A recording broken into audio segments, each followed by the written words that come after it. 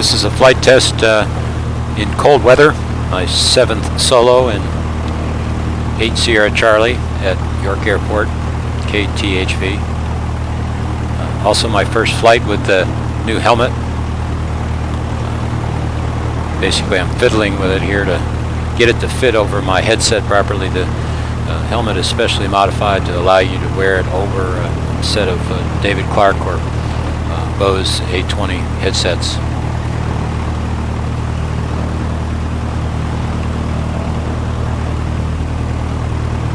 To prepare for this flight, the first time I used a preheating system. I used the Aerotherm system. It was 29 degrees Fahrenheit out, very cold. The plane was, all the surface temperatures were in the low 30s, I guess, when I got into the hangar. So essentially the device is made to suck air out of one side of the cylinder banks and heat the air and blow it into the other side. Hopefully it will recirculate by going down and under the bottom of the engine. It's really made to do that over a long period of time. I tried it to do that on the preheating. What ended up happening is it did a very good job of raising the cylinder head temperatures, but it wasn't raising the oil temperature satisfactorily. So I changed it and essentially used it to blow warm air in the section of the cowling where the exhaust header pipes protrude. So there's an opening there, and I took the hose and blew hot air up through there. The warm air came out the two front openings, ram air inputs for the front, and we were able to get good 70 to 75 cylinder head temperature, and the oil temperature came up to 65 degrees. Pretty good for a 30 degree day or 29 degree Fahrenheit day. The other advantage of doing that is it did warm the carburetor, so the fuel theoretically and the gascolator were warmed up. So we were able to start pretty quick, and it cranked over pretty fast, fired on the second try.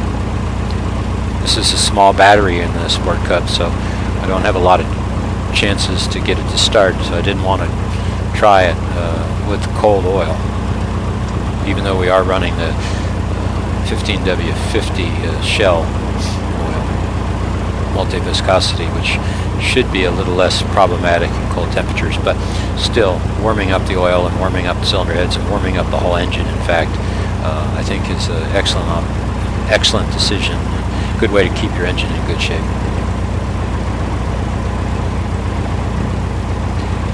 This is the day after Thanksgiving, and when I first arrived at the airport there was hardly anybody there.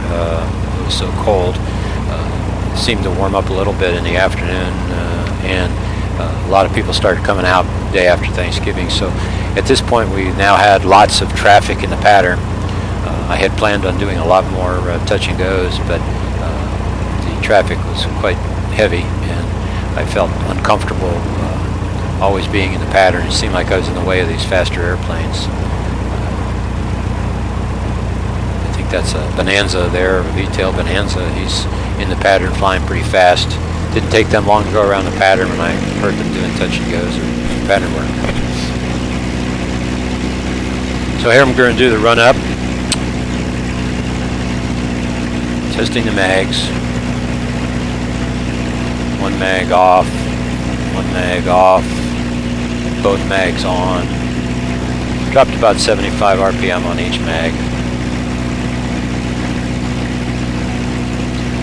We're going to do the carb heat check, but we're going to do a mixture test first. So I'm pulling back the mixture knob to see if I gain any RPM. So I pulled it back until it dropped a little bit. And in fact, it did seem to run a little bit better, but not with a little leaner mixture, but not that much is significant. It's a very cold day, so we probably need full rich mixture.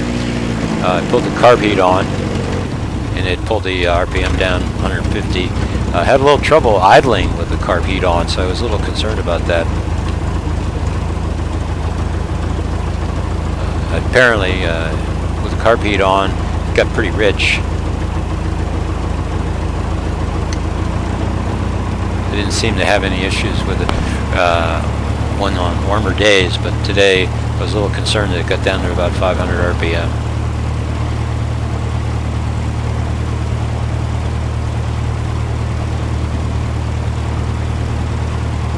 but I'll be fine as long as the engine doesn't get down to 500 RPM at descent, so I'm alright with that.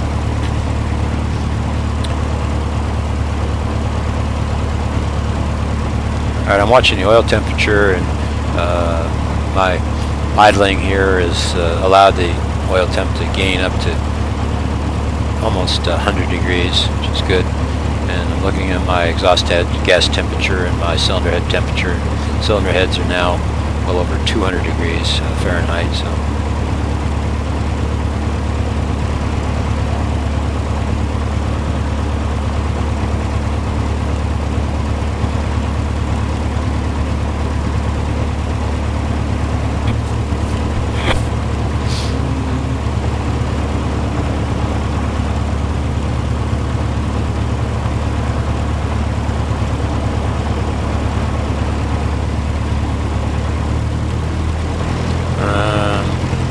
Waiting for the last plane to take off and get off the runway. He does. So we're getting ready to depart now.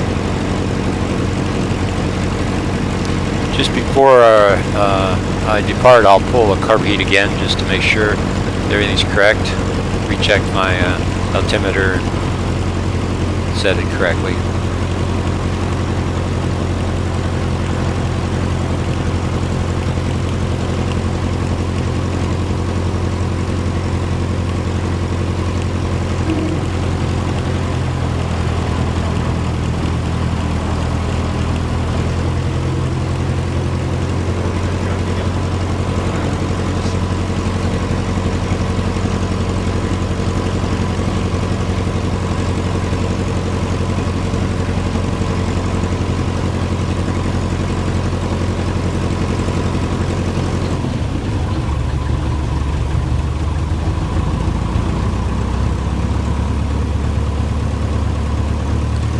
Slow application of the throttle.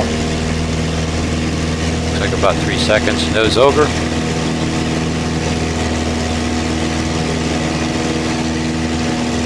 Rotated 60, which is what I wanted to do. Try to keep it on the center line. Not a lot of wind today, but it was supposed to be, wind was supposed to be from the southeast, and it ended up being slightly from the southwest. That's why we're crabbed a little bit to the right. Doing a good job maintaining the center line on the climb.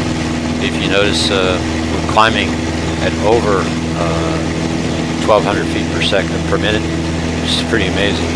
But we are running at a density altitude of minus 2,000 feet. So this is very dense air, cold and dense. Very low humidity too. Dew point was like minus 5 degrees centigrade. I mean, minus 5 degrees Fahrenheit.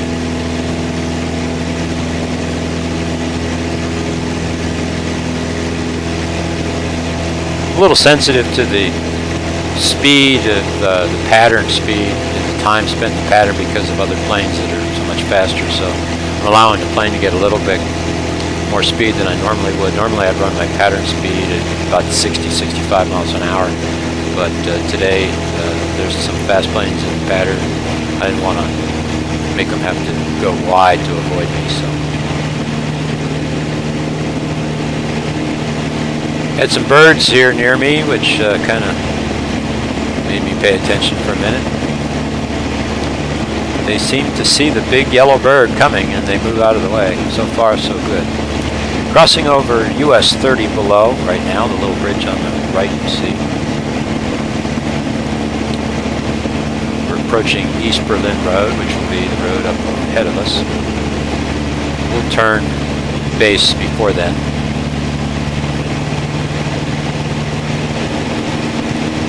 Alright, so I'm allowing a little more speed here in the base leg than I would like. You're going to see me pull the nose up a little bit, slow the plane down.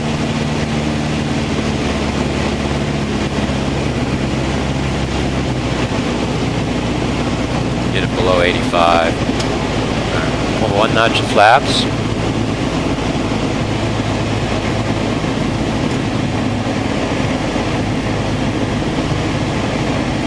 Notch of flaps.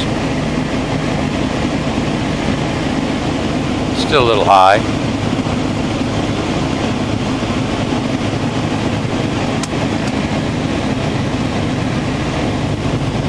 Alright, 3-notch flaps.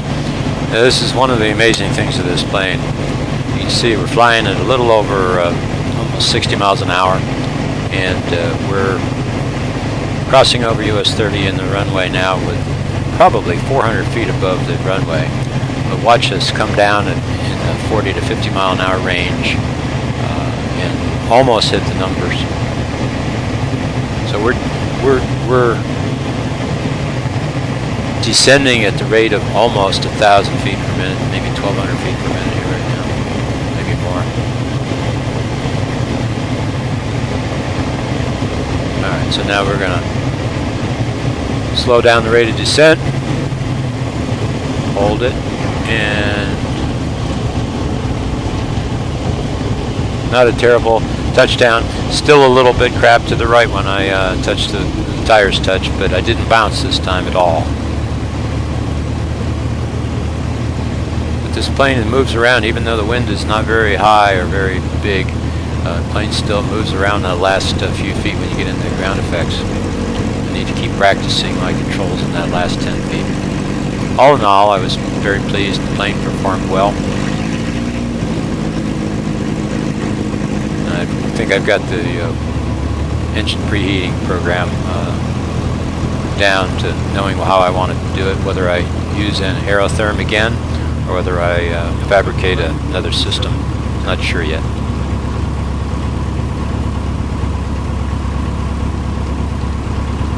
Again, I was going to do some more runs, but it was pretty busy in the traffic pattern, so I decided I'd call it a day and kind of analyze and think about things and go home.